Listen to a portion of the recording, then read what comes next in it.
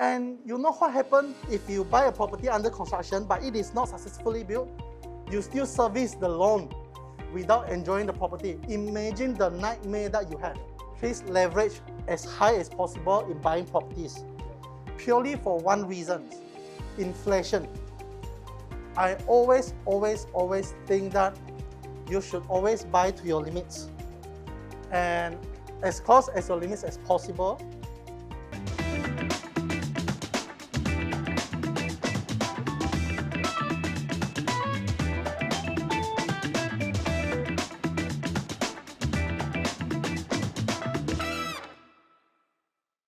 What is up, guys? My name is Charles Liew. Welcome to Biz Chat with Charles Liew Season 2. And we're still talking to real business people about real business stuff. But hey, why so serious? In this episode, we talk to Mr. Colin Wong from Affluence Properties. Affluence Property, his agency, has become one of the top agencies in Sarawak. Okay, so first and foremost, congratulations on winning the recent awards at the MIEA National Award Ceremony. Now, so what drove you to start in real estate in the first place? Very simple. First of all, I think it has to do with my own understanding of my own weakness and strength. Sure. So I'm someone who cannot sit still. Okay. So I know very early on, Okay.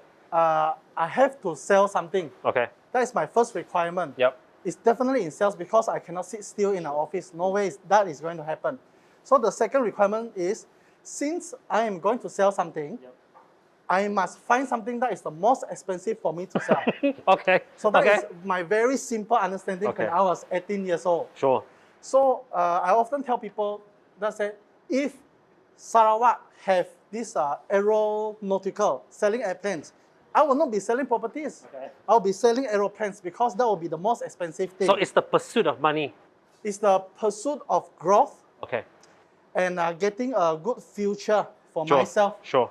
And that is something that I always aspire to, is to be a very successful businessman. Sure. Because that is my passion in the first place. Like, do you think you have achieved it now? No, I think there's still a long way to go. But the fact that we're sitting here, it means something.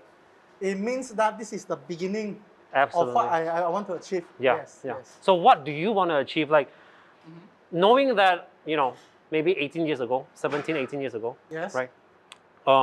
You started out in the industry with a certain lens. Yes. Has this changed? It remains the same in a lot of areas. Okay. But I've also, the change that I've noticed is that all over the world globally, real estate itself has become a major talking point to a lot of people. Sure.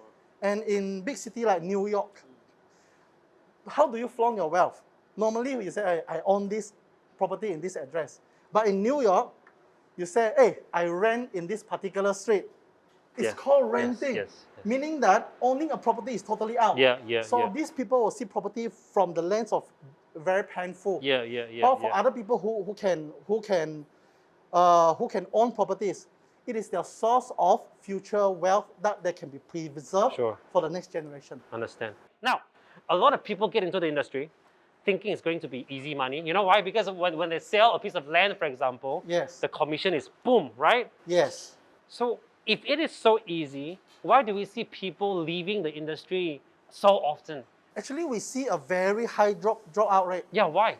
For every 10 person who join, we can easily see that about 7 people will quit. Within the first year? Within the first year. Okay. And then out of that 3 person, 2 will earn comfortable. Only 1 will earn slightly higher if he is to go for a salary job.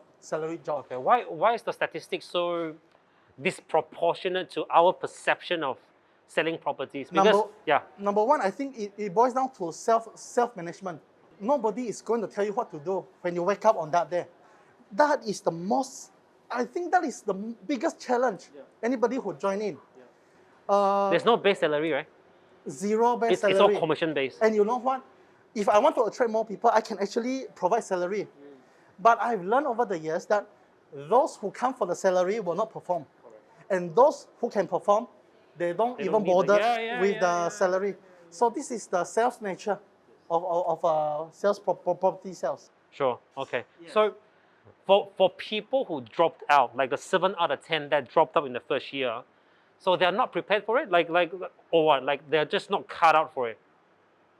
Yes, most of them they fail to sell sufficient number to generate the income. Because of a lack of discipline or training or what? It can be many factors. It can be the for everyone who join us, we always tell them you have to be prepared for 6 months without income. Because even if you sell on the 3rd month, you might get your money or your professional fees 3 or 4 months later. So you must prepare that 6 months. Understand. And a lot of people who are successful, they come in with a preparation of 0 income for the first year. I remember first dealing with you. At that time, you were operating under a separate license, like a different license. Under a company, Under I a run the company. team, yes. So at what point did you decide to actually properly grow your current agency, which is Affluence Properties? Okay, basically, basically my journey in real estate started about 18 years ago. I've been in this industry for 18 years. So from day one, I've already wanted to become my own boss. So I only started the journey of getting my license seriously, which is about 10 years ago. From day one of going through all the examinations, and from the day that I get my license, it's about 8 years. It's a very long journey, longer than a lawyer getting a lawyer's license. Yeah. So it took me 8 years, and that is industry average, by the way. That's crazy. 8 to 10 years is industry average. Okay. So it's worth that way, you reckon? Definitely worth it because this is the thing that I focus on, and this is the only thing that I'm very passionate about. You mentioned about like the 8-year wait, right? Yes. So here's the thing: like when you're waiting for it, it feels like hell. It's such a long time. Definitely. But now that you have crossed that bridge, you'll be happy that it's not easy to get because now you have gotten it. Other people, they would have to go through, they would have to jump through the same hoop. Yes. Am I right? So, Yes. so in a way, do you think that is a form of protection for the industry? Yes and no. Okay. There are other countries where you can go for, let's say, half a year or 1 year. Then you can get a license already. Yep. But that also means that you get a lot of people that is less committed. So, since this journey in Malaysia is so hard to get this license, right?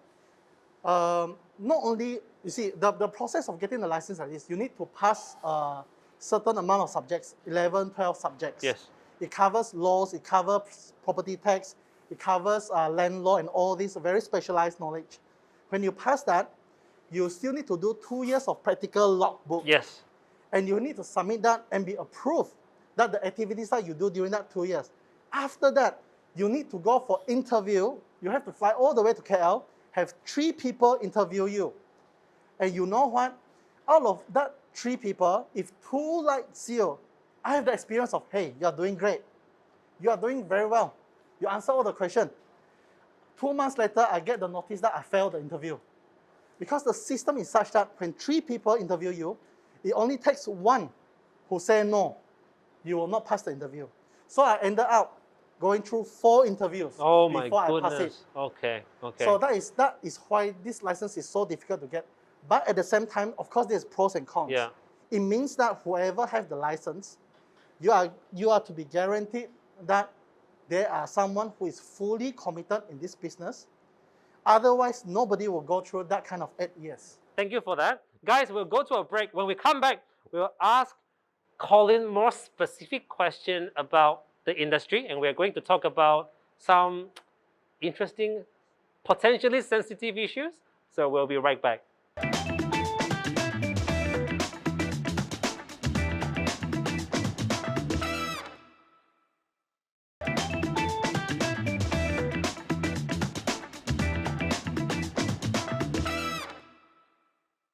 And we're back to BIZ Chat with Charles Liew, and we're still with Colin, champion real estate agent from Affluence Properties. So there are agencies out there that make being a real estate negotiator. What are your views concerning this? Like making entry into brokering and negotiating for properties on behalf of sellers and buyers? For everyone who I have accepted in my company, I rejected at least 3%.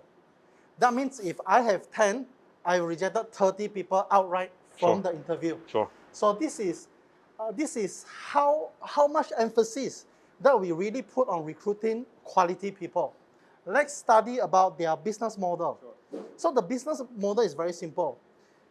If you have, let's say, overnight you recruit 500 people. Yes. Percentage-wise, right? There's always 10%. Top 10% who is doing well, Sure. who are professional just like us. Yes. And then there's always the middle 80% Sure. who do this as part-time. Sure. So normally these are the results that we can achieve within 1 week, Sure. which they do within 1 year. And then what is crucial about this one is the bottom 10%. The bottom 10% you can easily attract unsavory characters. For example, long sharks, or maybe con men, or maybe anybody who want to make a quick buck. And you've seen this happen. We see that on a daily basis. Wow, We okay. see that on a daily basis, meaning that it is very normal. So you're saying they join as so-called negotiators in Yes. these companies, so-called companies lah.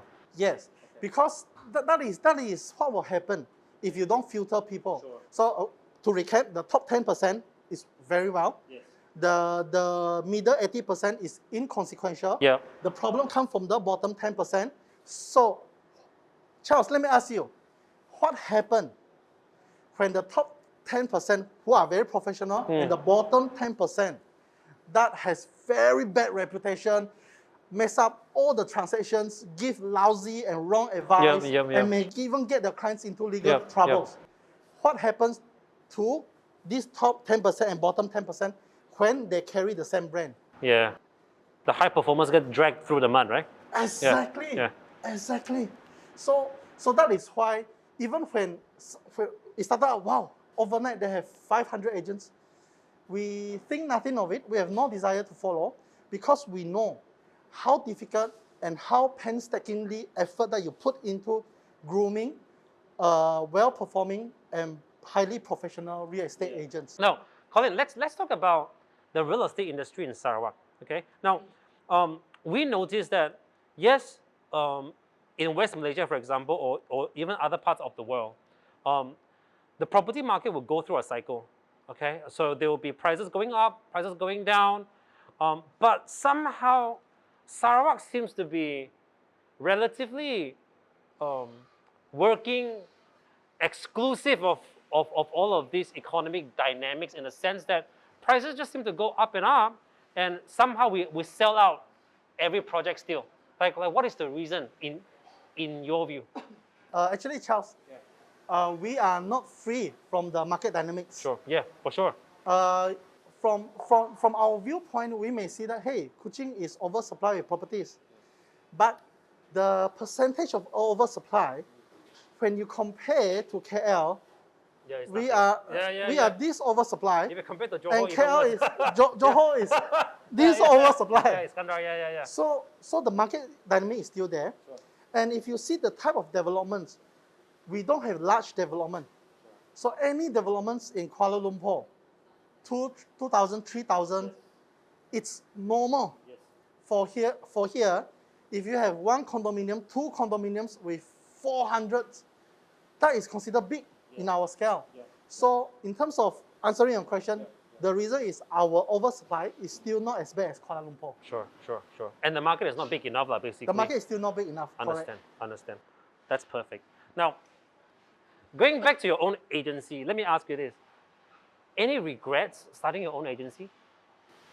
Zero regrets. Okay. Because it is a very rewarding career. Okay. As long as you go really deep into this industry, and it is rewarding in the sense that this is your own business. In any business school, they teach you this thing called entry to barrier. Entry to barrier to this market only happens when it is difficult to do. So what you should focus on, right, is that something that is difficult to do, you do until it is easy for you and remain difficult for other people. That is the moment that you make money in this business. So look for something with a high barrier of entry, basically. Yes. And then be willing to pay that price to cross the barrier. Yes. Exactly. Brilliant. Before we go to a break, this I'm very curious. What was the lowest point for you in affluent properties? Not only in affluence properties, once I started, Lowest point. since 2 years ago, Yeah. there are no low points actually. Wow! Okay. There are no low points. Okay. Okay. Every half quarter is better than the previous half quarter. No.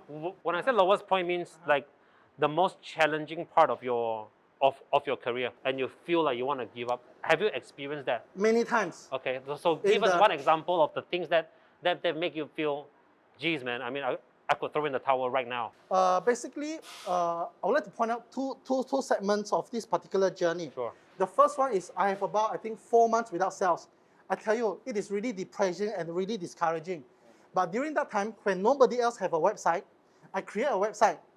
And you know what? Since I'm the first and only, or the second, I don't know, I make a lot of money because I have so much free time, no deals going on. Okay. I make a lot of money from that website when nobody is doing that. Okay. So that is one point. Sure. So the second part there is about a period of about 6 months, no transaction. Why? Because I stopped doing whatever that I'm doing. I focus on another segment of that property. Yeah. So what I'm doing now is I explore constantly. Whichever area that gives me result, I repeat a lot. Yes. And I go deep on that. Yes. Whichever that I don't have, just let other people do lah. All right. Thank you for that. Let's go to a break, guys. And when we come back, we'll talk about government stuff without being too controversial, huh? So we'll be right back, guys.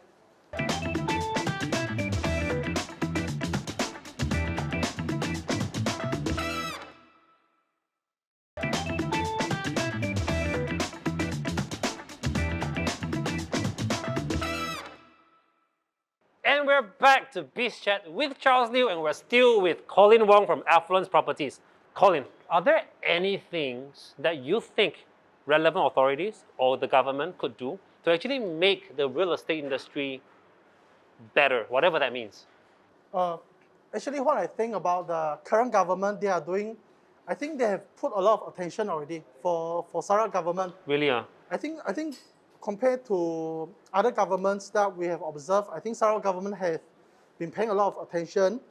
They really show that they care for Sarawakians.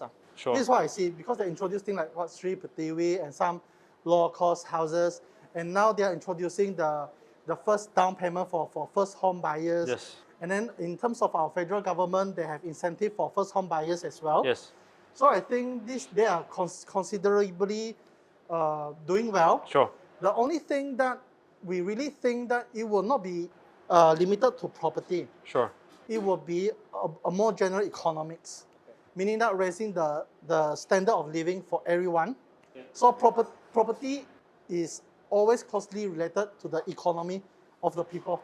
That makes sense. Yeah. So what you're saying is no big changes per se if it's solely the real estate market, yes. But what you suggest is that to look at the economy as a whole. Economy as a whole. Because once the economy is doing well, then it follows that the real estate yes. is. The thing is, how should we really move the income of our people to higher level or higher value production? Okay. Yes. Do you think? Well, are you in agreement with this whole buying for investment trend, or do you think it's not encouraged? I always think that you should always buy to your limits. Okay. And as close as your limits as possible, but however, with a caveat that you have an income to tide you over at least 6 to 12 months. When you have zero income, if you can achieve that 6 months or 12 months, then by any way, please leverage as high as possible in buying properties. Purely for one reason, inflation. One question that I get, hey, property is so expensive lah. For the past 30 years or 40 years, please go back and ask your parents, at any one time, has property ever feel cheap? No. Property always feel cheap when you bought it 10 years ago. So for young people, I have a very burning desire. My message is to tell them, please buy properties. If you think you cannot afford now, 10 years later, you can afford it even less. Now let me ask you this. What do you think about property gurus? Uh-huh. Teaching people to buy 3 or 4 properties and applying for loans one go in order to secure things that are actually beyond their ability to buy. Charles, I know what you're talking about. Yeah. What you're talking about is that there's this property guru that they ask people at one go buy 4 or 5 properties. Yes. We call it multiple submissions. Yes. And then highly leveraged, get cash back. Yes. Especially in KL, Yes. you get 100,000 back. Yes. You know what? Because of I see this trend a few years back, I go and attend. And you know what? It really shocked me. It really surprised me. It really shocked me. It's because I see that particular, it's a very famous guru. I tell you, he has the gift of the gap, not at national level. For me, he has the gift of the gap as a speaker at the international level. And you know what? When he explained on stage the 12 factors of how to buy a properties and this and that, I believe 100%. You know, I have no immune system. I said, you are right. Yeah. But then, right, Yeah. when I exit the seminar room, I go back from my experience, then I realize something. That normal people who have no experience, they have zero immune system. We have immune system because we see transaction in real life. Absolutely. That, hey, this doesn't apply. Absolutely. This sounds good. Not only sounds good, but bulletproof in terms of theory. But when applied in the real life, you will lose a lot of money. So what I would like to advise people who attend this seminar, right? After you come back, please go and drag or pull or whatever you need, kidnap a person who really have bought or in this industry, you know, make them as a sounding board, throw your ideas off, and get these people on the ground to advise you. All right, now, last question, okay? What is your advice to viewers now, okay? For people who have never bought a property before and they want to buy their first property, okay? First home even, right? So what's your advice to them? Because I know some people in the studio now, you know, they may want to learn a few tricks. So what's your advice to first home buyer? To give the kind of advice is that avoid the big hole. The first big hole is that when you buy under construction properties, please do your due diligence about the developer. What is the track record of the developer, number 1? Number 2, how is their reputation? Please ask some insider. Because why? Do you know why, Charles, I have such a deep feeling about this? It's because your first I experience. sold my first properties, project, when I was 18 years old. Yes. And you know what happened to that project? That project is abandoned. And it never gets built. To this day, right? To this day. And you know what happened if you buy a property under construction, but it is not successfully built? You still service the loan without enjoying the property. Imagine the nightmare that you have. Yeah. Let me ask you this. If due diligence was made by buyers back then, would they have found out things about the company that would deter them from buying? This is a very hard question to answer. Yeah. This is a very hard question. We ask hard questions around here. That is why there are 2 schools of thought. Number 1, are they solid in their finance, as in they have a lot of, that you know for sure, they have 10 years of experience, they have built a lot of projects successfully, and their property price increased because of good management. That is number 1. Choose the developer that you have absolutely no doubt that is going to be completed. That is number 1. Number 2 is that if you are even more risk averse, right? Buy when it is completed. Okay, yes, correct. When it is completed, you will buy Slightly more expensive. 10 or 15% more expensive when it is just being in the initial stage of selling, when there's nothing, maybe just piling. But you know what? What is 10 to 15% of, let's say, 500,000? When you get a finished product, 70, right? 80,000. And you will avoid the things that you might not see on the brochures, that you can zoom in exactly the units that you know you want, you can see and can touch. And number 2, what is the alternative if you don't do that? You get abandoned project, you get 500 thousand in loan, 500,000 in loan without a property, that you need to service maybe 2,000 plus a month for the next 30 years. Oh my goodness gracious. So these are the risks Yeah. you need to consider as a property buyer or investor. Now, that is all for today, guys. Final word is this. At some point in our life, all of us will deal with real estate. It could be our first house, it could be an investment house or whatever. At the end of the day, we gotta learn about real estate. It doesn't matter if you want to get into the industry to work as a negotiator, work as an agent or whatever. At some point, we will get in as an investor, as a buyer. So it is prudent for us to actually learn about real estate, okay? So get started, okay? If you want to join a good firm, talk to Colin. So until our next episode, guys, it is a bye from us.